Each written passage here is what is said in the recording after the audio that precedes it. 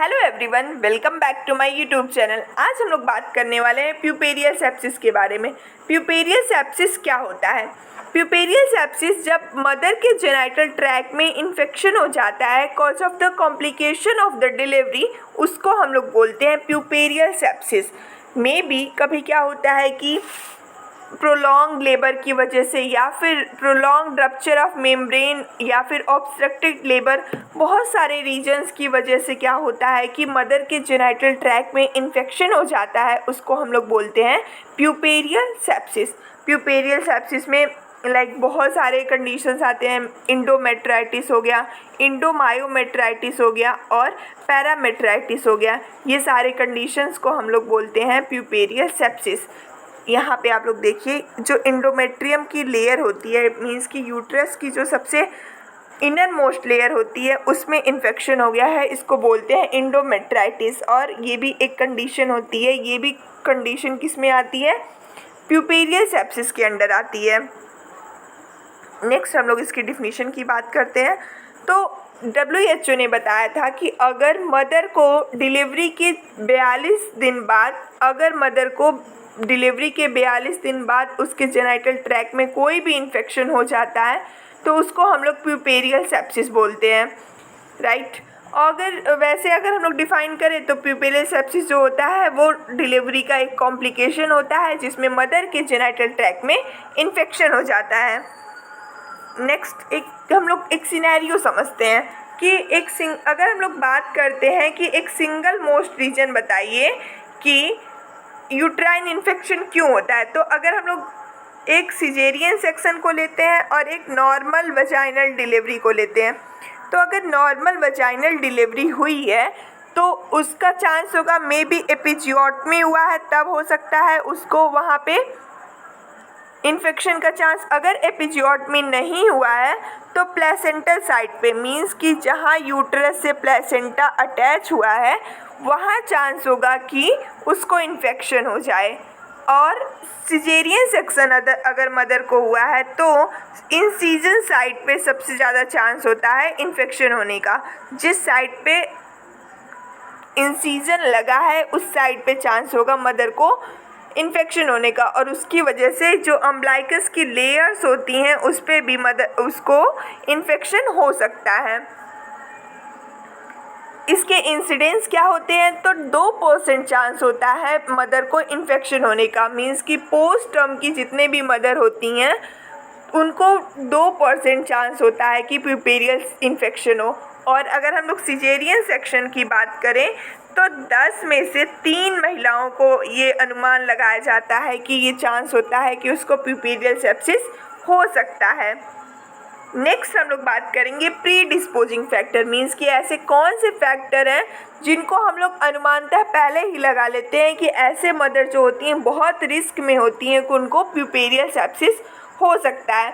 तो अगर हम लोग एंटीपार्टम रिस्क की बात करें, मींस कि प्रेगनेंसी के टाइम की बात करें, तो अगर मदर माल न्यूट्रिशन है या फिर एनेमिक है, मींस कि उसकी HB की लेवल कम है और उसमें न्यूट्रिशन की मात्रा प्रॉपर नहीं है, तो उसको इम्यूनो कॉम्प्रोमाइज्ड होगी, मीन्स कि उसकी इम्यूनिटी स्ट्रॉन्ग नहीं होगी।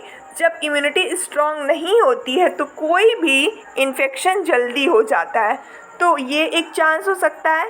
Next pre term labour, means कि जो लेबर का टाइम है उससे पहले ही मदर की डिलीवरी हो गई, तो ये एक कारण हो सकता है। नेक्स्ट है pre mature rupture of membrane, means कि उसका जो मेम्ब्रेन है वो पहले ही रप्चर हो गया है, तो ये भी एक रीज़न है। इम्यूनो कॉम्प्रोमाइज़, जैसा कि हम लोगों ने पहले ही बात किया है कि अगर मदर की इम्यूनिटी वीक होती है तो इससे चांस होता है मदर को इन्फेक्शन होने का। प्रोलॉन्ग रप्चर ऑफ मेम्ब्रेन, अगर मदर का जो यूट्रस का मेम्ब्रेन है वो पहले ही रप्चर्ड हो गया है, एमनियोटिक फ्लूइड का मेम्ब्रेन, तो उसकी वजह से क्या होगा कि एमनियोटिक फ्लूइड जो होगा वो रिस के बाहर आएगा और चांस होगा मदर को इन्फेक्शन होने का। नेक्स्ट है इंट्रापार्टम रिस्क, इसमें बार बार अगर हम लोग वजाइनल एग्जामिनेशन करते हैं, बार बार हम लोग PV करते हैं, तो चांस होता है मदर को इन्फेक्शन होने का। और मदर अगर डिहाइड्रेटेड है, कीटोएसिडोसिस है, उस कंडीशन में भी। मोड ऑफ इन्फेक्शन कितने होते हैं? मोड ऑफ इन्फेक्शन मेनली 2 होते हैं। इंडोजीनियस सोर्स होता है और एक्सोजीनियस सोर्स होता है। वर्ड से ही आप लोग को क्लियर हो जा रहा होगा। इंडोजीनियस मीन्स कि इटसेल्फ, मदर के बॉडी में ये बैक्टीरिया पहले से ही प्रेजेंट होते हैं उसके जेनाइटल ट्रैक्ट में, और डिलीवरी के टाइम पे वो एसेंड कर जाते हैं, मीन्स कि ऊपर चले जाते हैं, उसके यूट्रस में चले जाते हैं और ये कॉज करते हैं इन्फेक्शन। नेक्स्ट है एक्सोजेनिक सोर्स, मीन्स कि ये बाहर के सोर्स से मदर की बॉडी में इंटर हुए हैं। ऐसे सोर्स लाइक पीवी एग्जामिनेशन अगर कोई नर्स करती है तो उसमें कभी कभी क्या होता है, वो एसेप्टिक प्रोसीजर नहीं कर रही होगी, कभी ग्लव्स नहीं पहनती हैं, तो उसकी वजह से क्या होगा कि मदर को चांस रहता है इन्फेक्शन होने का।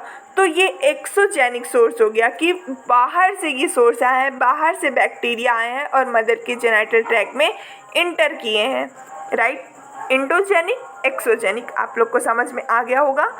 नेक्स्ट हम लोग बात करते हैं ऑटोजेनस सोर्स। ये ऑटोजेनस सोर्स क्या होते हैं कि या फिर ये स्किन या फिर थ्रोट, मीन्स कि बॉडी के अदर पार्ट से माइग्रेट होके आते हैं मदर के जेनाइटल ट्रैक्ट में और इन्फेक्शन कॉज करते हैं। इसके क्लिनिकल फीचर्स मेनली 3 होते हैं, लोकल, यूटेराइन और स्प्रेडिंग। एक एक करके हम लोग बात करेंगे। लोकल क्या होते हैं, इसमें क्या होता है, मदर का टेम्परेचर इंक्रीज हो जाता है, जनरलाइज्ड मैलेज होता है, बहुत ज़्यादा हेडेक होता है मदर को और पेन होता है, इमोबिलिटी हो जाती है, मदर को चिल्स आते हैं, राइगर होता है। और अगर यूटेराइन इन्फेक्शन हुआ है मदर को, तो अगर पूरे मीन्स कि यूट्रस में इन्फेक्शन हो गया तो मदर का टेम्परेचर तो बढ़ेगा ही, उसका पल्स रेट भी बढ़ जाएगा और जो लोकिया का कलर है वो ऑफेंसिव स्मेल करेगा और बहुत उसका कलर जो है वो प्रॉपर कलर नहीं होगा और यूट्रस जो है वो सब इन्वोल्यूट हो जाएगा, मीन्स कि वो प्री प्रेग्नेंट स्टेट में पहले की तरह वापस जल्दी नहीं आ पाएगा। नेक्स्ट है सीवियर यूटेराइन इन्फेक्शन, जो हम लोग लास्ट कैटेगरी पढ़े थे, सीवियर यूटेराइन इन्फेक्शन की। अगर यूट्रस का इन्फेक्शन बहुत ही सीवियर हो गया है तो मदर को टेम्परेचर हाई रिस्क उसका टेम्परेचर होगा, मीन्स कि टेम्परेचर उसका बहुत हाई पे होगा और चिल्स आएंगे, राइगर होगा और पल्स रेट उसका बहुत ही रैपिड होगा, स्कैंटी होगा और लोकल जो उसकी लोकिया होगी उसका कलर जो होगा वो बहुत ही मीन्स कि उस कलर का नहीं होगा जिसको उस कलर का होना चाहिए, लाइक रेड नहीं होगा, पिंक नहीं होगा, वो डिफरेंट कलर का होगा, ब्राउनिश होगा और जो उसका ऑफेंसिव स्मेल आपको मिलेगा। कॉम्प्लिकेशन क्या हो सकते हैं, पेल्विक टेंडरनेस, मदर अपने पेल्विक एरिया को टच करेगी तो उसको पेन फील होगा, और पेल्विक पेरिटोनाइटिस मीन्स कि उसके पेरिटोनियल में, पेरिटोनियल कैविटी में, मीन्स कि यूट्रस से इन्फेक्शन कहाँ फैल जाएगा, पूरे पेरिटोनियम में, पूरे उसके एब्डोमेन में फैल जाएगा और पेरिटोनाइटिस हो सकता है। यहाँ आप देख सकते हो फिगर में।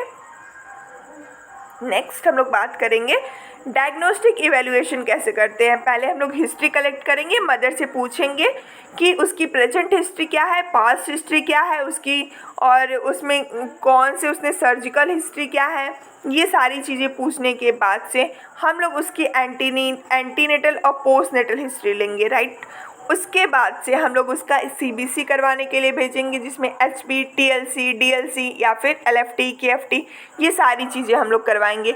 फिर mid stream urine specimen culture हम लोग करवाएंगे और हाई वजाइनल स्वैब लेंगे। वजाइनल स्वैब हम लोग क्यों लेते हैं, वजाइनल स्वैब हम लोग इसलिए लेते हैं ताकि हम लोग बैक्टीरिया का पता कर सकें कौन सी बैक्टीरिया है।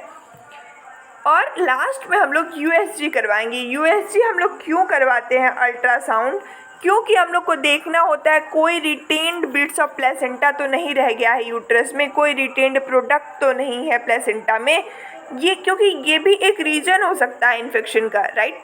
तो ये हम लोग को फाइंड आउट करने के लिए USG हेल्प करेगा। नेक्स्ट हम लोग मैनेजमेंट कैसे करेंगे, तो मैनेजमेंट पहले हम लोग जनरल मैनेजमेंट देखते हैं। हम लोग पेशेंट को आइसोलेट कर देंगे ताकि उसको इन्फेक्शन और ज़्यादा ना हो, एडिक्वेट फ्लूइड देंगे, कैलोरी देंगे, अगर मदर एनीमिक है तो उसको हम लोग ओरल आयरन भी देंगे और ब्लड ट्रांसफ्यूज़न भी करवाएंगे। हम लोग एक चार्ट मेंटेन करते हैं लाइक TPR चार्ट, जो कि हम लोग इसमें मेंटेन करेंगे इस कंडीशन में, और एंटीबायोटिक देंगे लाइक जेंटामाइसिन, मेट्रोनिडाजोल, क्लिंडामाइसिन और एम्पिसिलिन। ये जो है वैसे तो हम लोग नॉर्मली कौन सा देते हैं, A+ G+M, ये आप लोग याद कर लो। AGM मीन्स एम्पिसिलिन, जिंटामाइसिन और मेट्रोनिडाजोल। इसका कॉम्बिनेशन हम लोग स्टार्ट करते हैं। पहले हम लोग IV देते हैं, अगर मदर की कंडीशन ठीक है तो हम 48 आवर बाद ओरल कर देते हैं एज पर डॉक्टर ऑर्डर। फिर सर्जिकल मैनेजमेंट देखते हैं। अगर मदर का कोई पेरिनियल वुंड है तो उसको हम लोग स्टिच करते हैं, और जो कि अगर मदर को कोई ड्रेन मीन्स कि पस कलेक्ट हुआ है तो हम लोग ड्रेनेज के थ्रू उसको पस को निकालते हैं और उस एरिया को हम लोग, इस पेरिनियल वुंड को हम लोग स्टिच कर देते हैं। अगर रिटेन्ड यूटेराइन प्रोडक्ट है तो उसको हम लोग बाहर निकालते हैं, उसमें यूट्रस से हम लोग उस रिटेन्ड प्रोडक्ट को बाहर निकालते हैं। और अगर मदर को पेल्विक एब्सिस हो गया है तो पहले हम लोग ड्रेन करते हैं, फिर क्लोपोटॉमी करते हैं USG गाइडेंस के अंडर। और अगर ज़्यादा हो गया तो हम लोग हिस्टेक्टॉमी कर देते हैं, मीन्स कि यूट्रस को ही बाहर निकाल देते हैं। इसमें हम लोग पार्शियल, टोटल और रेडिकल, ये 3 टाइप्स के हिस्टेक्टॉमी हम लोग कर सकते हैं।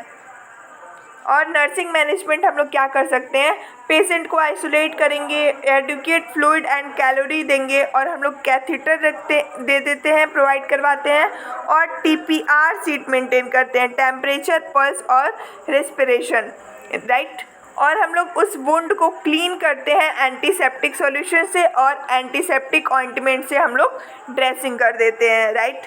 तो this was all about the puerperal sepsis. आप लोग को अगर वीडियो पसंद आई हो तो कमेंट शेयर करना ना भूलें। Thank you so much for watching my video. Thank you.